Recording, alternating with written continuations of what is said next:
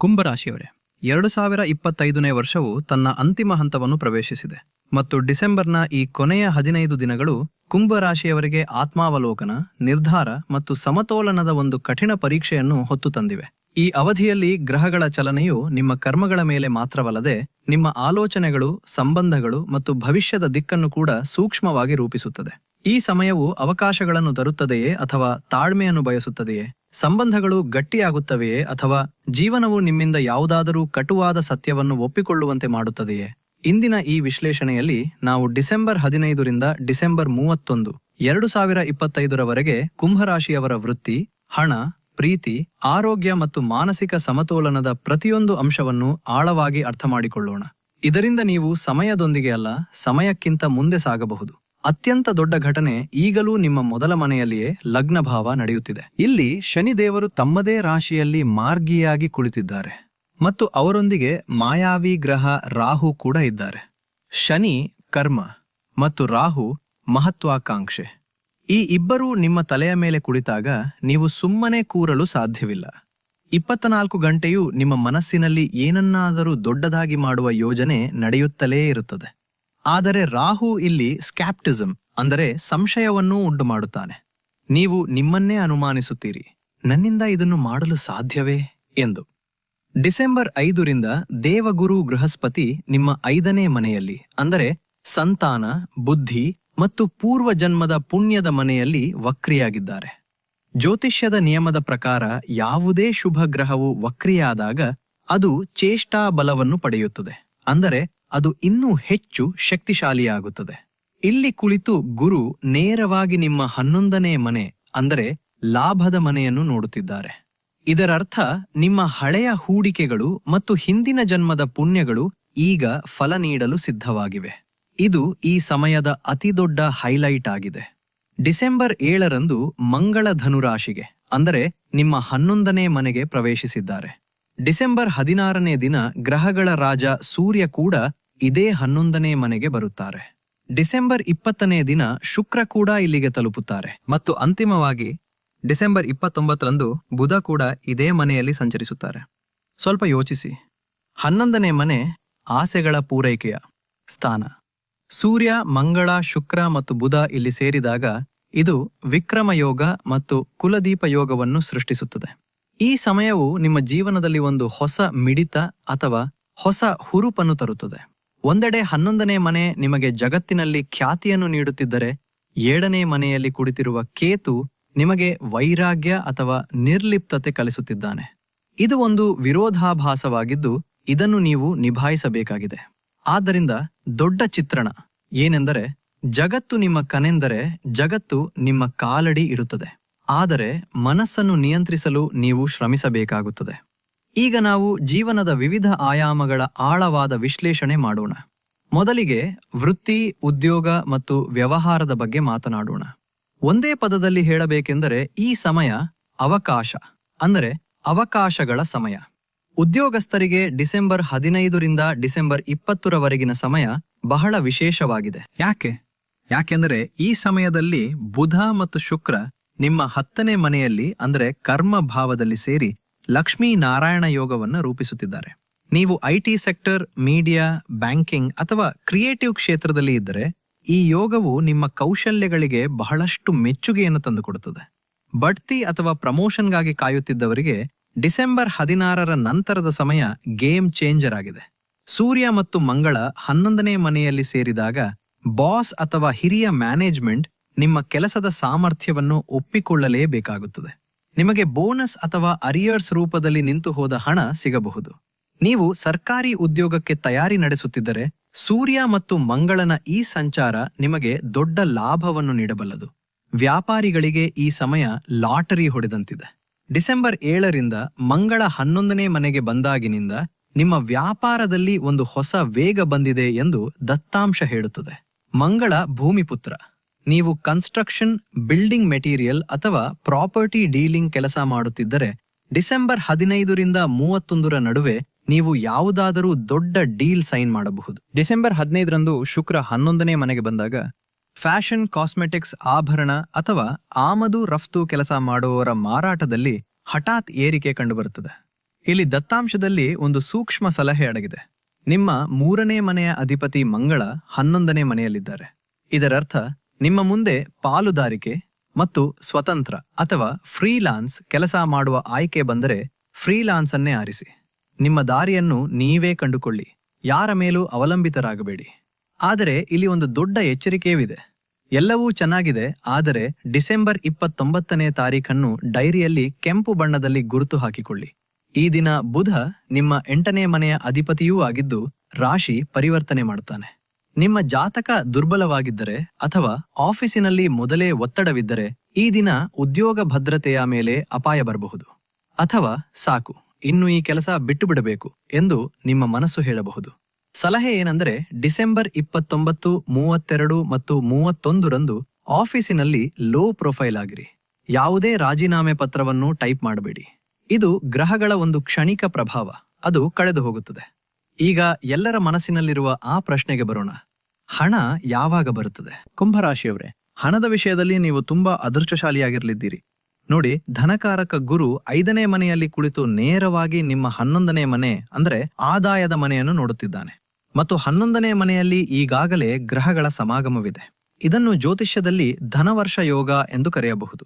ಕೇವಲ ಸಂಬಳ ಅಥವಾ ಬಿಸ್ನೆಸ್ ಲಾಭ ಮಾತ್ರವಲ್ಲ, ಡಿಸೆಂಬರ್ 15ರ ನಂತರ ಆದಾಯದ ಹೊಸ ಮೂಲಗಳು ತೆರೆದುಕೊಳ್ಳುತ್ತವೆ.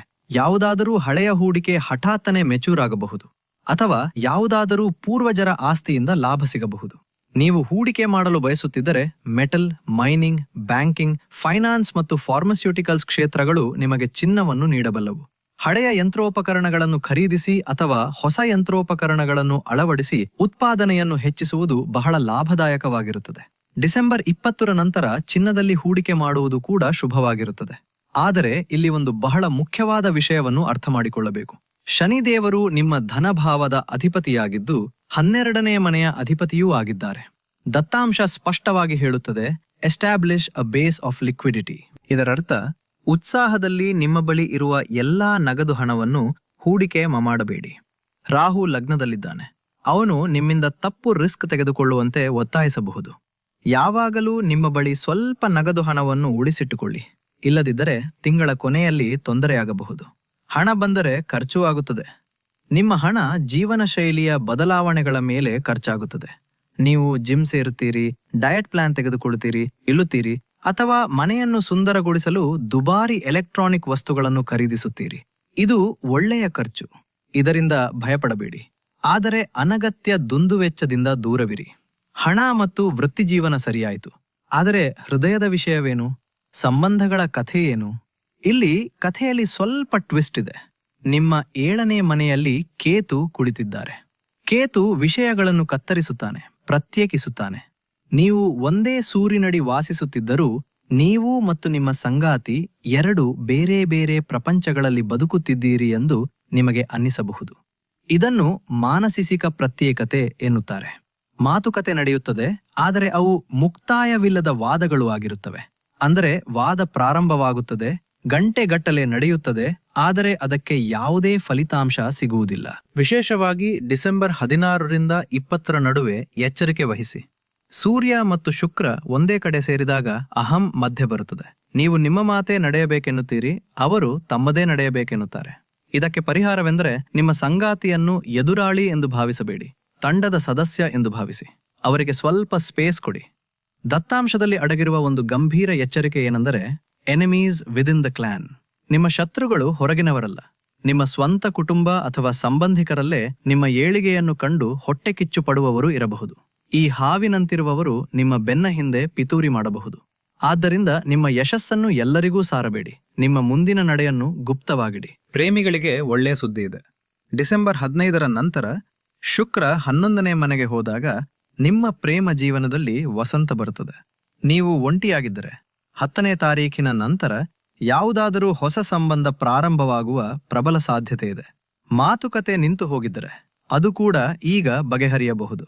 ಆದರೆ ಡಿಸೆಂಬರ್ 29ರ ಸುಮಾರಿಗೆ ಬುಧ ರಾಶಿ ಬದಲಿಸಿದಾಗ ದುರ್ಬಲ ಸಂಬಂಧಗಳಲ್ಲಿ ಹಠಾತ್ ಬ್ರೇಕಪ್ ಆಗಬಹುದು.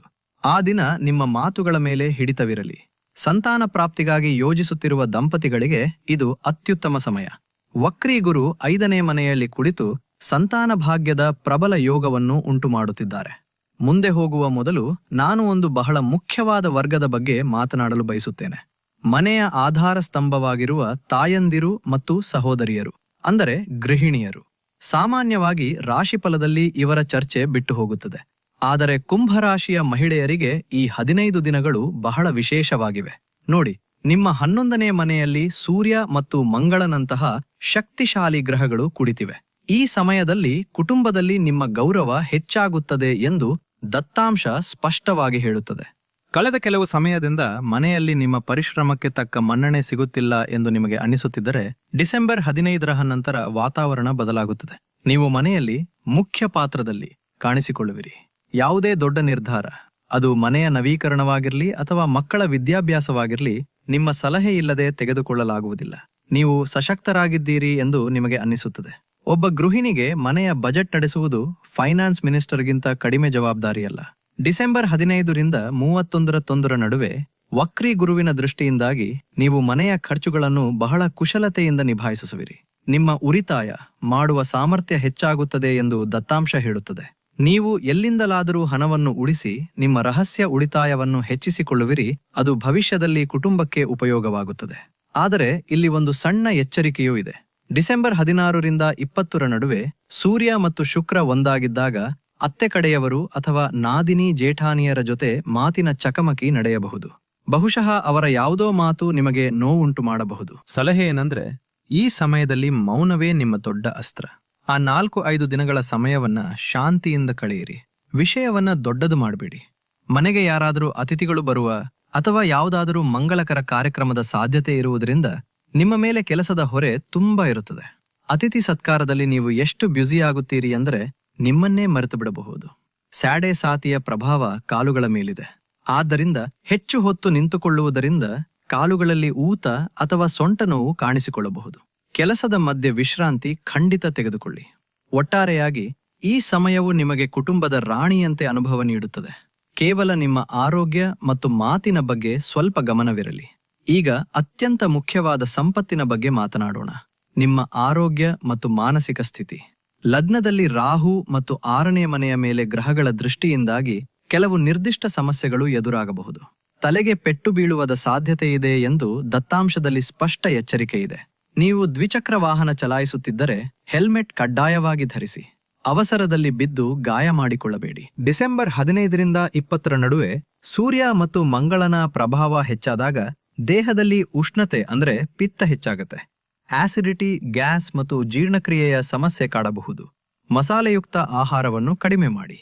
ತಿಂಗಳ ಕೊನೆಯಲ್ಲಿ ಅಂದರೆ 20ನೇ ತಾರೀಕಿನ ನಂತರ ಕುಂಭರಾಶಿಯವರಿಗೆ ಕಾಲು ನೋವು ಮತ್ತು ಕಣ್ಣುಗಳಲ್ಲಿ ಉರಿ ಕಾಣಿಸಿಕೊಳ್ಳಬಹುದು. ದೈಹಿಕಕ್ಕಿಂತ ಮಾನಸಿಕ ಸವಾಲು ದೊಡ್ಡದಾಗಿದೆ. ರಾಹು ನಿಮ್ಮನ್ನು ಕೋಪಿಷ್ಟರನ್ನಾಗಿ ಮಾಡುತ್ತಿದ್ದಾನೆ. ಸಣ್ಣ ಪುಟ್ಟ ವಿಷಯಗಳಿಗೂ ಸಿಡುಕುತನ ಬರುತ್ತದೆ.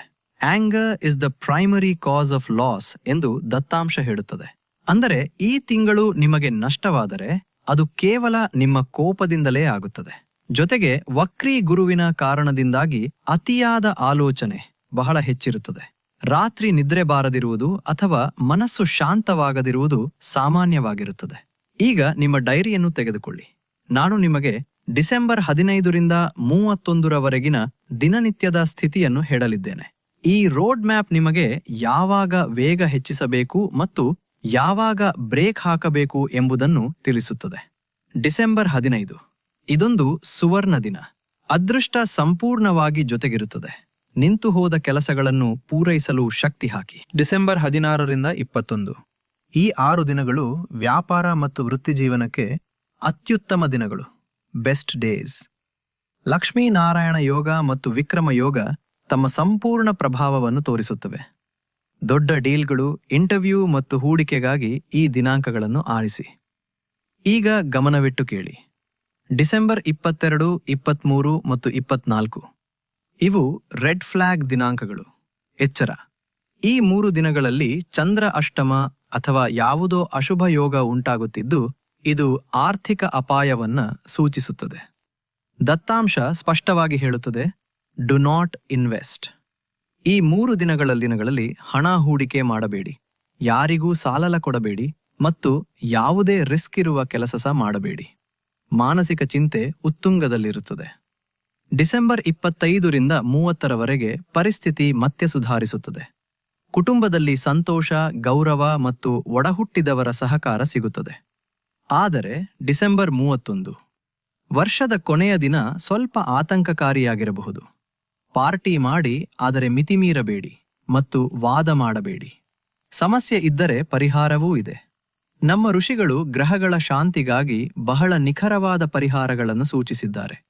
ನೀವು ಸಾಡೆ ಸಾತಿಯ ಅಂತಿಮ ಹಂತದಲ್ಲಿರುವುದರಿಂದ ಈ ಪರಿಹಾರಗಳನ್ನು ನೀವು 100% ಮಾಡಲೇಬೇಕು. 1. ನಿಮಗೆ ತುಂಬಾ ಕೋಪ ಬರುತ್ತಿದ್ದರೆ ಅಥವಾ ನಿರ್ಧಾರ ತೆಗೆದುಕೊಳ್ಳಲು ಕಷ್ಟವಾಗಿದ್ದರೆ ಭಗವಾನ್ ಶಿವನ ಶರಣು ಹೋಗಿ. ಡಿಸೆಂಬರ್ 22 ಮತ್ತು 23ರಂದು ಸಮಯ ಕೆಟ್ಟದಾಗಿದ್ದಾಗ ವಿಶೇಷವಾಗಿ ಶಿವಲಿಂಗಕ್ಕೆ ಹಾಲು ಮತ್ತು ಸಕ್ಕರೆಯನ್ನು ಅರ್ಪಿಸಿ. ಶಿವನ ರುದ್ರಮಂತ್ರ ಓಂ ನಮೋ ಭಗವತೆ ರುದ್ರಾಯ ಅನ್ನು ಜಪಿಸಿ. 2. ಮಂಗಳ ಮತ್ತು ಆಕ್ರೋಶದ ಶಮನಕ್ಕಾಗಿ ಹನುಮಂತನನ್ನು ಪೂಜಿಸಿ. ಪ್ರತಿ ಮಂಗಳವಾರ ಹನುಮಂತನಿಗೆ ಸಕ್ಕರೆ ಮಿಠಾಯಿ ಅಥವಾ ಕಡಲೆ ಹಿಟ್ಟಿನ ಲಾಡು ನೈವೇದ್ಯ ಮಾಡಿ. ಸಂಜೆ ಮಲ್ಲಿಗೆ ಎಣ್ಣೆಯ ದೀಪ ಹಚ್ಚಿ ಹನುಮಾನ್ ಬಾಹುಕದ ಪಠಣೆ ಮಾಡಿ. ಇದು ನಿಮ್ಮನ್ನು ಅಪಘಾತಗಳು ಮತ್ತು ಶತ್ರುಗಳಿಂದ ರಕ್ಷಿಸುತ್ತದೆ. 3. ಸಾಡೆ ಸಾತಿ ಮತ್ತು ಶನಿ ದೇವರಿಗಾಗಿ ಶನಿವಾರ ಸಂಜೆ ಅಶ್ವತ್ಥ ಮರದ ಕೆಳಗೆ 4 ಮುಖದ ಸಾಸಿವೆ ಎಣ್ಣೆಯ ದೀಪವನ್ನು ಹಚ್ಚಿ ಅಲ್ಲಿಯೇ ಕುಳಿತು ಶನಿ ಚಾಲೀಸ ಅಥವಾ ದಶರಥಕೃತ ಶನಿ ಸ್ತೋತ್ರವನ್ನು ಪಠಿಸಿ. ದೃಷ್ಟಿಹೀನರಿಗೆ, ಅಂಗವಿಕಲರಿಗೆ ಅಥವಾ ವೃದ್ಧರಿಗೆ ಕಪ್ಪು ಬಣ್ಣದ ವಸ್ತುಗಳನ್ನು ದಾನ ಮಾಡಿ. ಒಂದು ವಿಶೇಷ ಸಲಹೆ: ಈ ಸಮಯದಲ್ಲಿ ಕಪ್ಪು ಬಟ್ಟೆ ಧರಿಸುವುದನ್ನು ತಪ್ಪಿಸಿ. ಹೊಳಪಿನ ಅಥವಾ ತಿಳಿ ಬಣ್ಣದ ಬಟ್ಟೆಗಳನ್ನು ಧರಿಸಿ. ಇದರಿಂದ ರಾಹುವಿನ ನಕಾರಾತ್ಮಕತೆ ಕಡಿಮೆಯಾಗುತ್ತದೆ. ಸ್ನೇಹಿತರೆ, ಇದಾಗಿತ್ತು ಕುಂಭರಾಶಿಯ ಡಿಸೆಂಬರ್ 15ರಿಂದ ಡಿಸೆಂಬರ್ 31, 2025ರವರೆಗಿನ ವಿಸ್ತೃತ ರಾಶಿಫಲ. ಇದರ ಸಾರಾಂಶವೇನೆಂದರೆ, ಈ ಸಮಯವು ಬೃಹತ್ ಲಾಭಗಳ ಸಮಯವಾಗಿದೆ. ಗ್ರಹಗಳು ನಿಮಗೆ ನೀವು ಅರ್ಹವಾದುದೆಲ್ಲವನ್ನೂ ನೀಡಲು ಬಂದಿವೆ. ಒಂದೇ ಷರತ್ತು ಏನೆಂದರೆ, ನೀವು ನಿಮ್ಮ ಕೋಪ ಮತ್ತು ನಾಲಿಗೆಯ ಮೇಲೆ ಹಿಡಿತ ಸಾಧಿಸಬೇಕು. ಡಿಸೆಂಬರ್ 22ರಿಂದ 24ರ ನಡುವೆ ಯಾವುದೇ ತಪ್ಪು ಮಾಡಬೇಡಿ. ಉಳಿದ ಸಂಪೂರ್ಣ ಸಮಯ ನಿಮ್ಮದೇ. ನೆನಪಿಡಿ, ಸಾಡೆ ಸಾತಿ ಕೇವಲ ಕಷ್ಟವನ್ನು ನೀಡುವುದಿಲ್ಲ, ಅದು ನಿಮ್ಮನ್ನು ಸುಟ್ಟು ಪರಿಶುದ್ಧವಾದ ಚಿನ್ನವನ್ನಾಗಿ ಮಾಡುತ್ತದೆ. ಮತ್ತು ಈಗ ನೀವು ಕುಂದನದಂತೆ ಹೊಳೆಯಲು ಸಿದ್ಧರಿದ್ದೀರಿ. ಈ ವಿಡಿಯೋ ನಿಮಗೆ ಸರಿಯಾದ ದಿಕ್ಕನ್ನು ತೋರಿಸಿದೆ ಎಂದು ನಾನು ಭಾವಿಸುತ್ತೇನೆ. ಈ ಪ್ರಯತ್ನ, ಈ ವಿಸ್ತಾರವಾಗಿ ವಿವರಿಸಿದ ವಿಶ್ಲೇಷಣೆ ನಿಮಗೆ ಇಷ್ಟವಾಗಿದ್ದರೆ ದಯವಿಟ್ಟು ಲೈಕ್ ಬಟನ್ ಒತ್ತಿ. ಇದು ನಮಗೆ ಪ್ರೇರಣೆ ನೀಡುತ್ತದೆ. ಈ ಮಾರ್ಗದರ್ಶನದ ಅಗತ್ಯವಿರುವ ನಿಮ್ಮ ಕುಂಭರಾಶಿಯ ಮಿತ್ರರು ಮತ್ತು ಕುಟುಂಬದವರೊಂದಿಗೆ ಶೇರ್ ಮಾಡಿ. ಮತ್ತು ಹೌದು, ಸಬ್ಸ್ಕ್ರೈಬ್ ಮಾಡಲು ಮರೆಯಬೇಡಿ. ಇದರಿಂದ 2026ರ ರಾಶಿಫಲವನ್ನು ನೀವು ತಪ್ಪಿಸಿಕೊಳ್ಳುವುದಿಲ್ಲ. ಕಮೆಂಟ್ ಬಾಕ್ಸ್ನಲ್ಲಿ ನಿಮ್ಮ ಇಷ್ಟ ದೇವರ ಹೆಸರು ಅಥವಾ ಜೈ ಶನಿದೇವ್ ಎಂದು ತಪ್ಪದೆ ಬರೆಯಿರಿ. ನಾನು ನಿಮ್ಮ ಕಮೆಂಟ್ಗಳನ್ನು ಓದುತ್ತೇನೆ ಮತ್ತು ನಿಮ್ಮೊಂದಿಗೆ ಸಂಪರ್ಕದಲ್ಲಿರಲು ಪ್ರಯತ್ನಿಸುತ್ತೇನೆ. ಖುಷಿಯಾಗಿರಿ, ಎಚ್ಚರದಿಂದಿರಿ ಮತ್ತು ಸಕಾರಾತ್ಮಕವಾಗಿರಿ. ಮುಂದಿನ ವಿಡಿಯೋದಲ್ಲಿ ಮತ್ತೆ ಸಿಗೋಣ. ಅಲ್ಲಿಯವರೆಗೂ ಹರ ಹರ ಮಹಾದೇವ್.